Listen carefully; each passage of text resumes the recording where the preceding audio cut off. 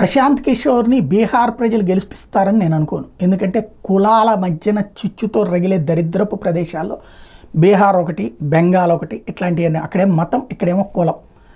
అలాంటి కులగజ్జితో నడిచేటటువంటి బీహార్లో అర్జెంటుగా ప్రశాంత్ కిషోర్ లాంటి మేధావి కావాలని గెలిపిస్తారని నేను అనుకోను. గెలిపిస్తే అద్భుతమైన మార్పు బీహార్ ప్రజల్లో వచ్చినట్టు. కాకపోతే ప్రశాంత్ కిషోర్ 243 అసెంబ్లీ స్థానాల్లోనూ పోటీ చేస్తారట.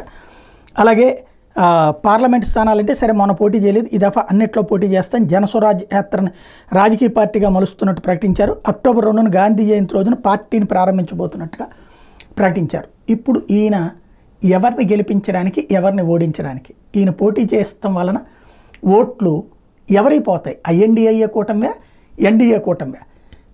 ఈయన ప్రభావం ఈయన గెలవడానికి పనికిరాదు, ఎవరినో గెలిపించడానికి, ఎవరినో ఓడించడానికి పనికొస్తుంది. అది ఎవరిని చూడాల్సి ఉంది.